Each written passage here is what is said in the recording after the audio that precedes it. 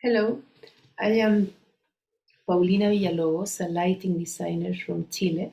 I am also a dark sky advocate and also I am a desert person. So for all this reason, I'm very happy to share with you virtually with this community who understand the importance of design the lights of our cities and also embrace and take care about the night. So with this short introduction, I will start to share my presentation,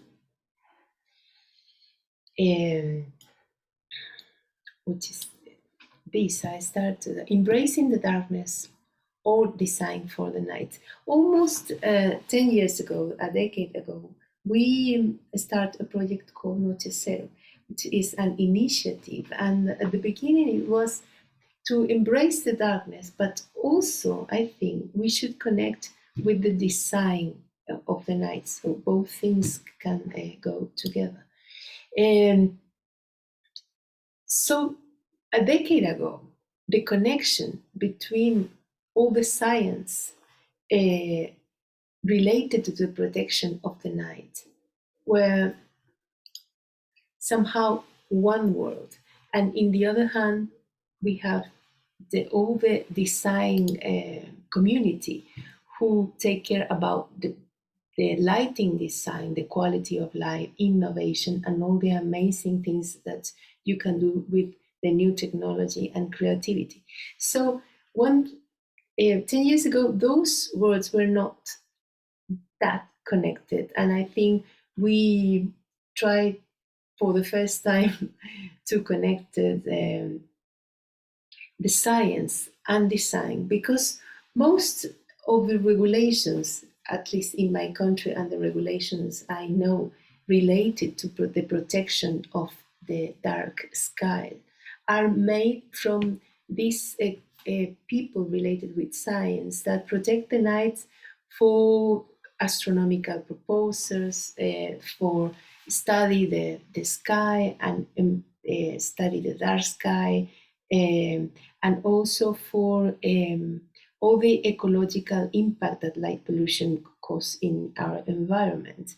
But the challenge was to embrace the darkness from the lighting design point of view, and also make all this world of science who take care about the darkness and the natural conditions of the night to understand and connect with the possibilities of design and the lighting design of the night.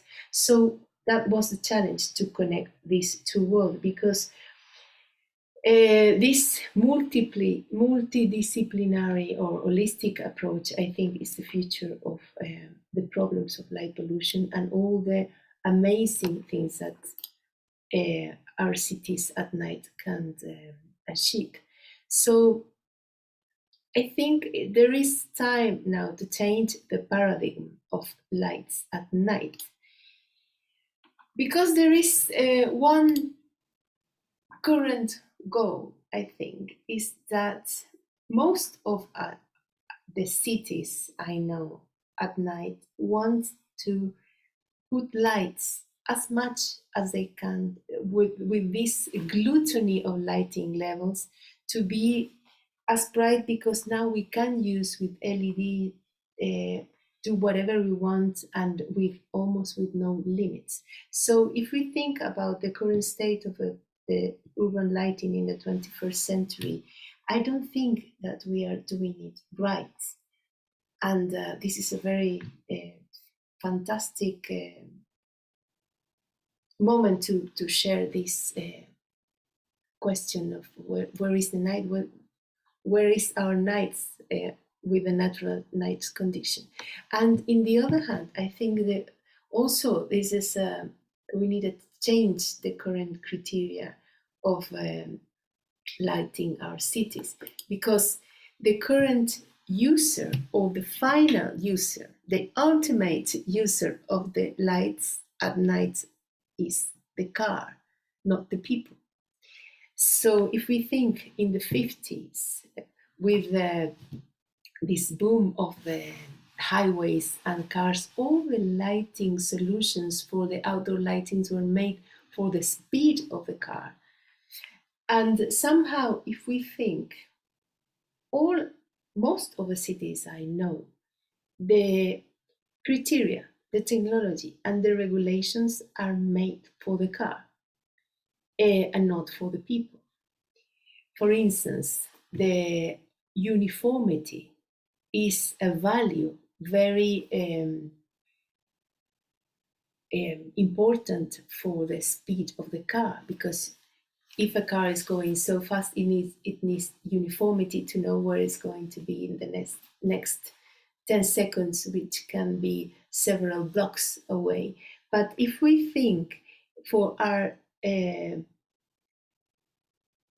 human lighting design, human perception or visual design perception, uniformity is not so nice.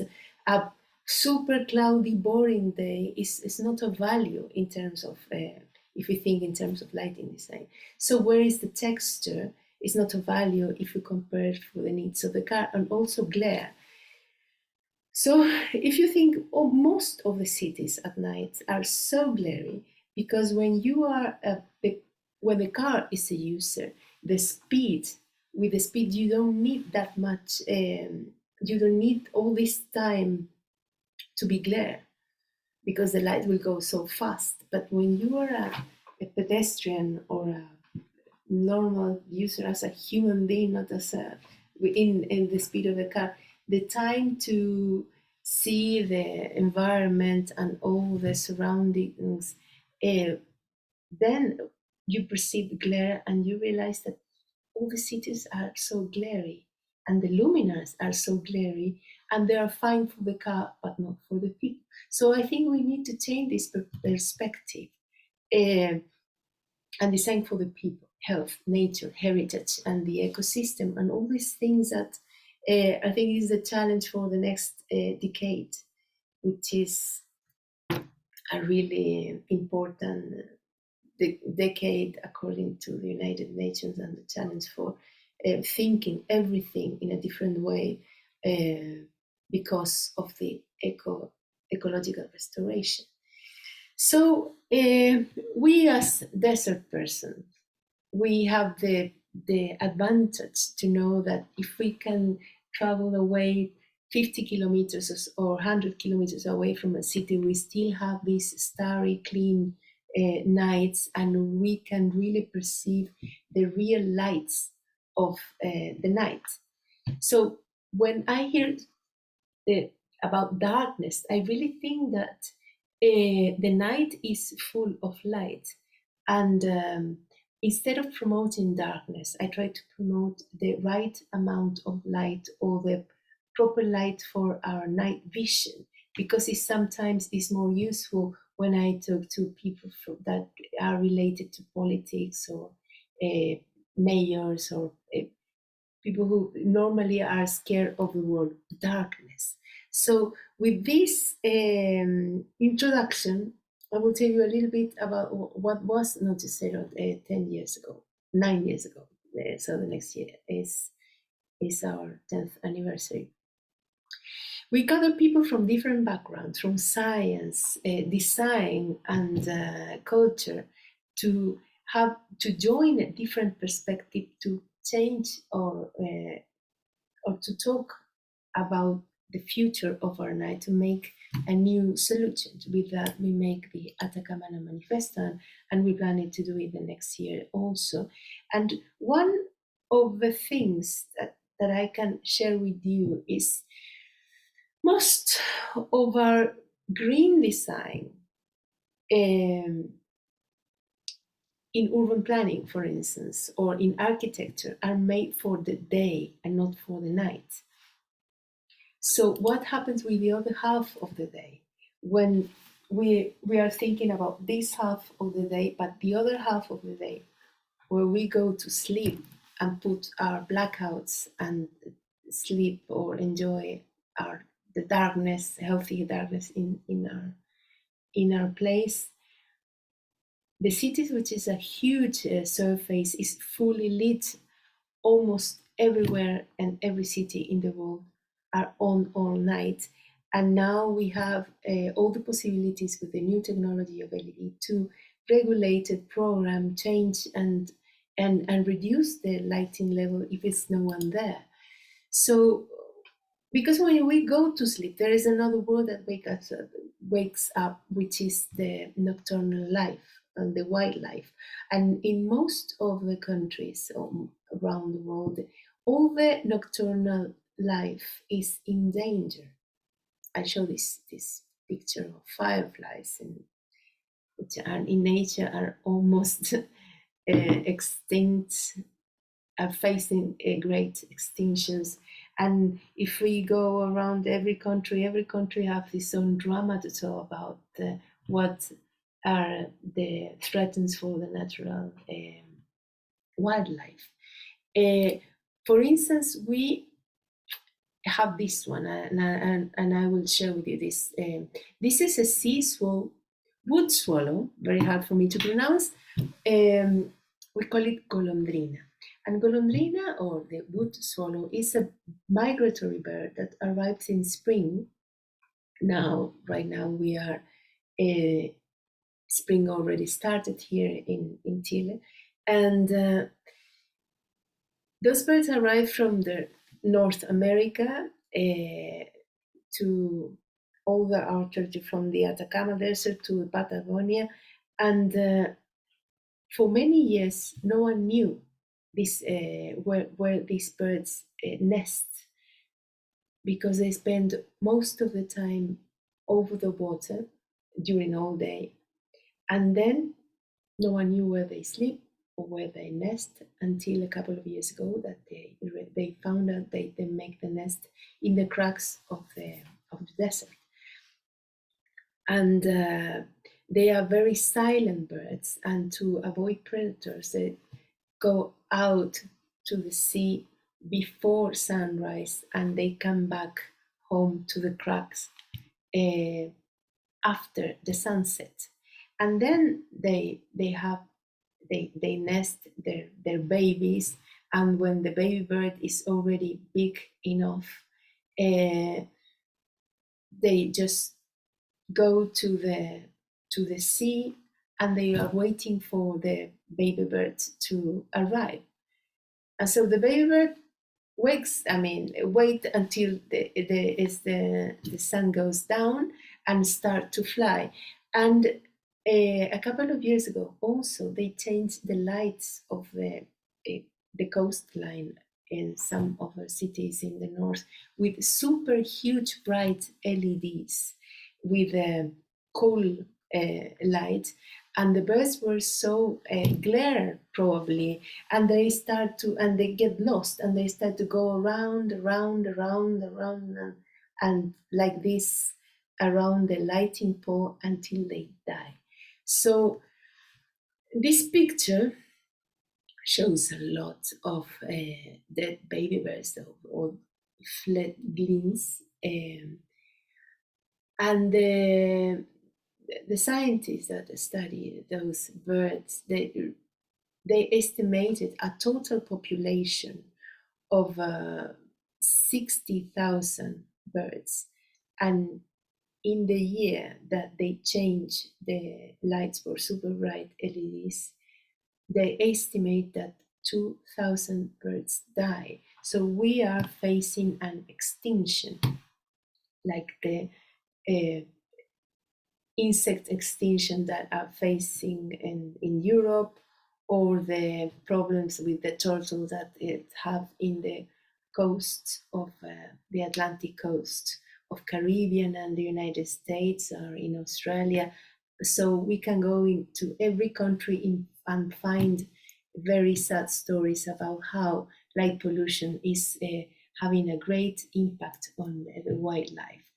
So if this map is a map of light pollution, and this month, very relevant or important astronomer released an investigation that now is in like 3 magazines of astronomy, that he studied is Alejandro Sanchez. He studied the light pollution increasing in the last decade. So when the LEDs, when all the LEDs outdoor lighting start, all this big change, the light pollution has increased globally in average 270%. So there is something that we are doing wrong, but because with the new technology of LEDs, all this wasting of light or the light pollution should be controlled and go in the right way. Yeah, instead it's going in the opposite direction. So I think it's time for us in the lighting design field to do something. I'm showing here the Dubai, but if you see the map, you can spot every major city around the world and realize there is some problems regarding light pollution.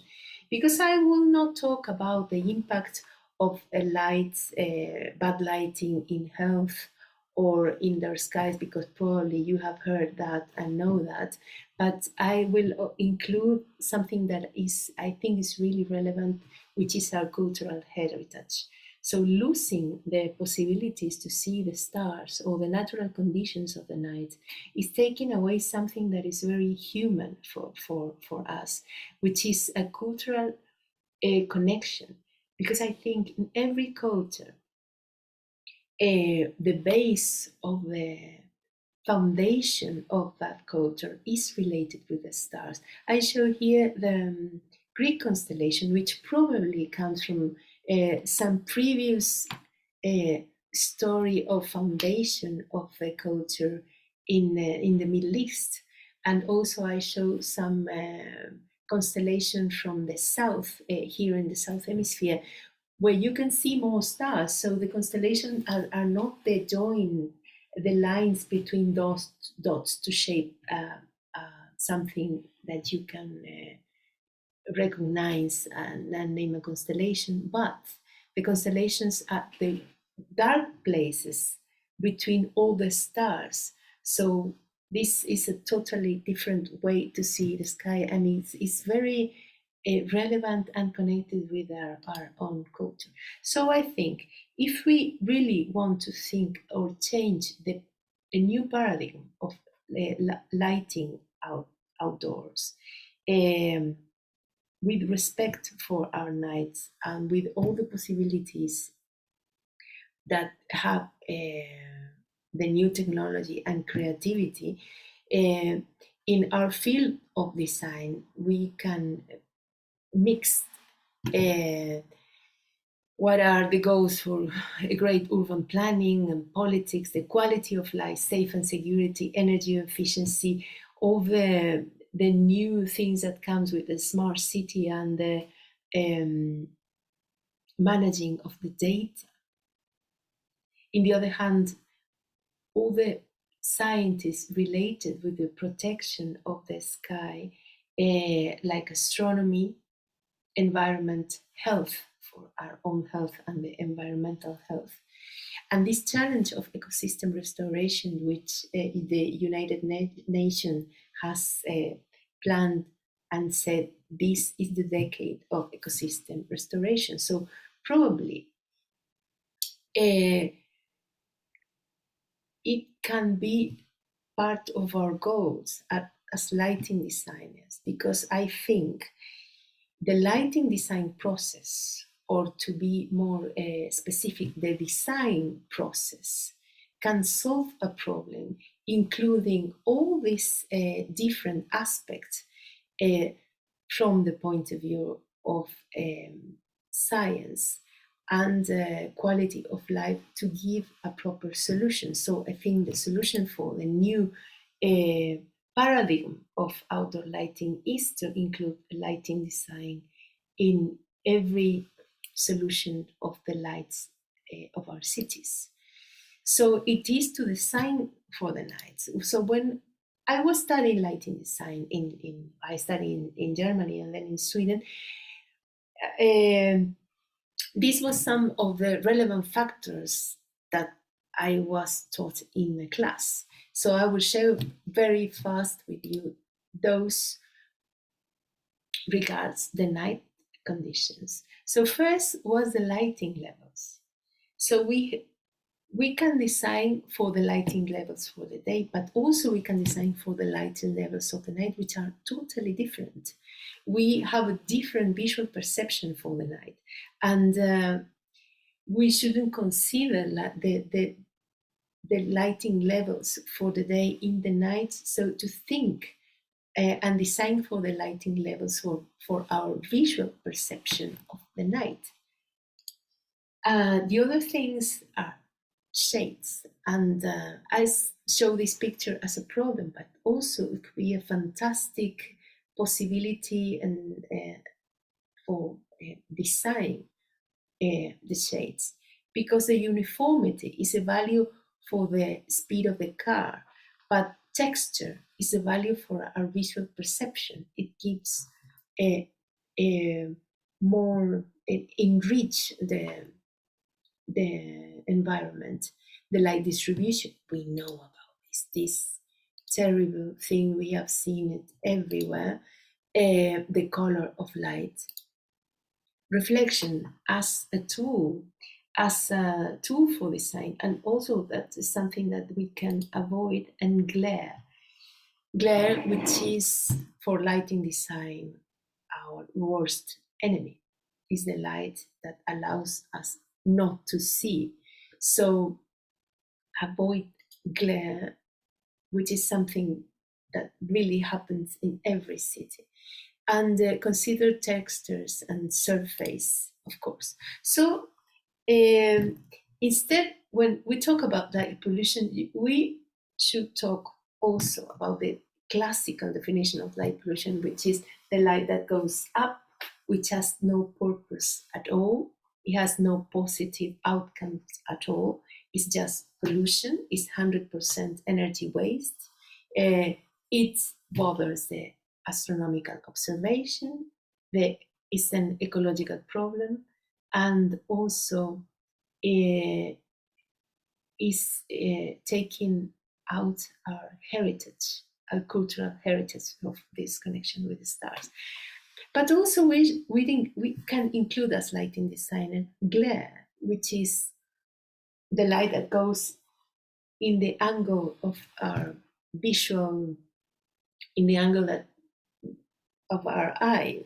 We can consider 25 or 30 degrees, that is the light that is directly to our eye, and allows, and it produces the light to do not see, which is super ridiculous. The light is to allow us to see, and if we use it as a glary source, it goes totally in the wrong direction, and is also 100% a waste of energy. So when we design the lights, we do it right because it's the way that we do things in lighting design. And if you think in a normal city, most of the lights are not fulfilling all these requirements. So I will share to finish this presentation a project that I did some years ago. It was a lagoon, in artificial lagoon of 1 kilometer long in some wasteland that was transformed in a park. So after this transformation of this, it was literally a wasteland. All the nature came back. First the insect, then the birds, and then all this bringing back the ecosystem. And if you think, instead of using the lights in a pole, we try to use everything and push all the lights as low as we can, not just to make it more efficient, but also to avoid glare. To avoid glare and every possible way, including the lights in the furniture, in a very cheap way, of course, because this was a very economical project. And we, as in many projects, during the process of construction, there was some problems with the money, and there was a lot of things that were going on that they were not built. But we wanted to keep the memory, or in the big areas, to light those big areas with the reminding that this was a fluvial park. So we used this color, that it was turquoise, I think that's the way to say it in English, and which is greenish. And everybody was saying, oh, but this is so blue. It's not blue, it's 500 nanometers. So if you know, we are lighting designers, we know that our visual system is very tricky. So when you think, if the context is sepia, you will see something greenish, more bluish, because of this contrast. And this is something that we also can work in the lighting design. We don't need to use blue sometimes if you want to use see that show that something is have some bluish color. We can use this visual perception to change our project and skin. So thank you very much for this opportunity, and to share these conclusions of how to connect the protection of the night and the possibilities of design the night. And I think that is the key to design the solution is us, the lighting design, for the future of our nights. So thank you very much,